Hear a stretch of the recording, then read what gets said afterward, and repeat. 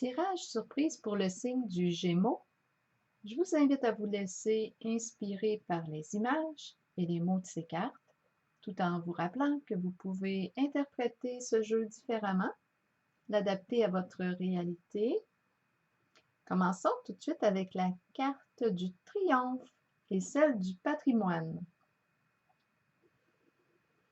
Bien, ici, j'ai l'impression qu'on a décidé de faire quelque chose avec tout le bagage qu'on a reçu, qu'on a accumulé à travers les années. Un bagage en connaissance de toutes sortes. On sort de la tente avec la carte du triomphe. On avance.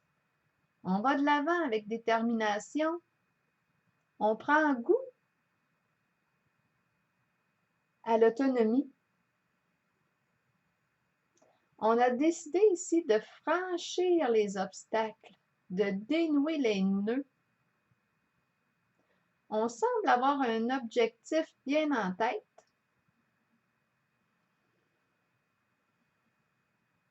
Si le vécu passé, les expériences passées étaient empreintes de souffrance, ils nous créaient un blocage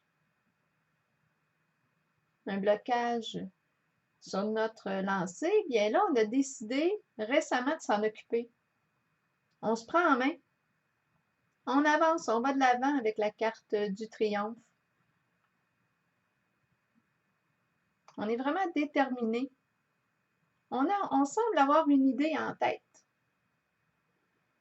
Les cartes qui représentent le présent sont celles de la patience et de la félicité.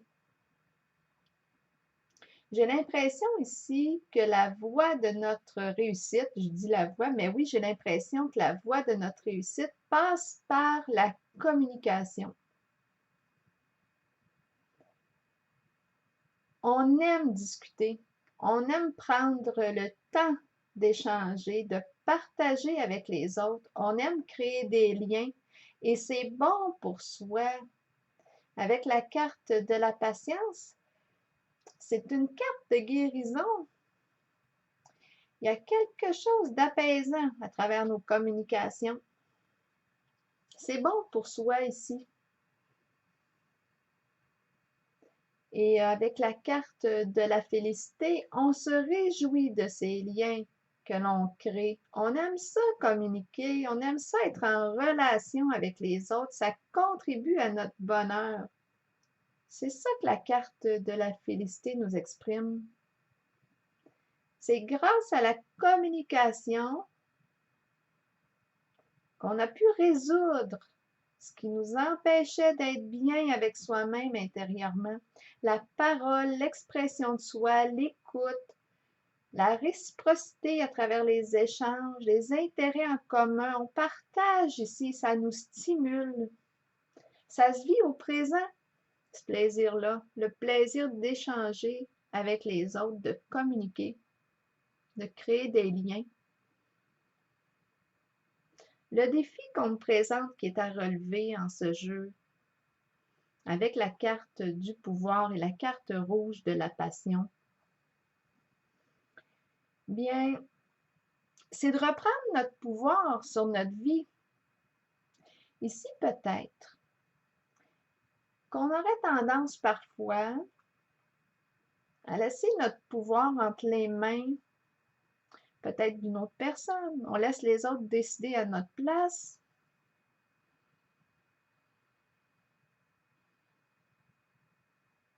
Bien là, avec la carte de la passion, la carte rouge, on se reconnecte à ce qui nous passionne vraiment, à ce qui nous stimule.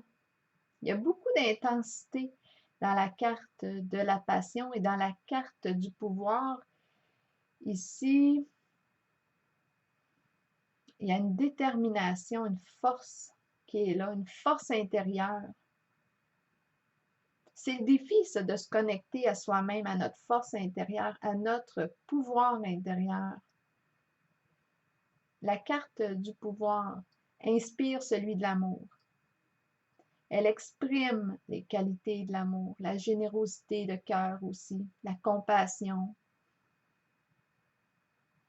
J'ai vraiment l'impression que le défi est de se centrer. On oriente notre force intérieure vers ce qui nous stimule, nous allume, nous fait nous sentir vivants. L'énergie du feu, on voit le lion, de l'action est présente. On devient créateur, créatrice ici. On crée notre réalité. On crée un nouveau projet en lien avec ce qui nous stimule véritablement. Ça semble être un défi. La carte du pouvoir exprime le courage, la détermination qu'on a à l'intérieur de soi. On a une grande force à l'intérieur de soi pour réaliser un certain projet. Et cette carte du pouvoir nous demande de nous faire confiance. On est vraiment encouragé à faire ce qui nous tente vraiment, ce qu'on a le goût. C'est le défi. On reprend le pouvoir sur notre vie.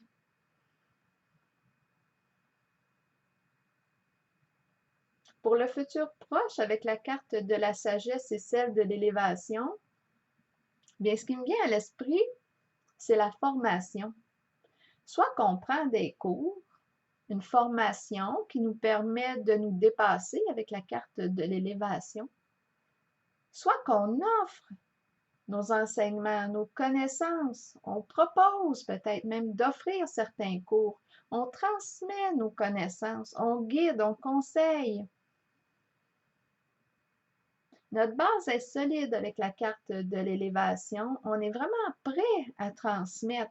On semble être solide à l'intérieur de soi.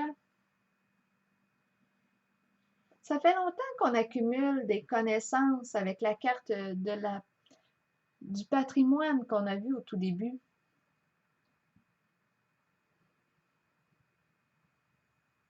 On a tout un vécu derrière soi, beaucoup d'expérience.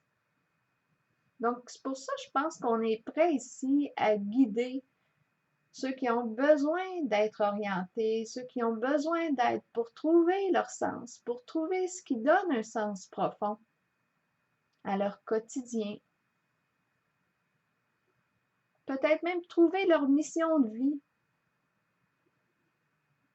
On pourrait être un guide spirituel avec la carte de la sagesse. On peut faire aussi de la relation d'aide, de l'accompagnement. On guide, on conseille, on transmet des connaissances, notre savoir.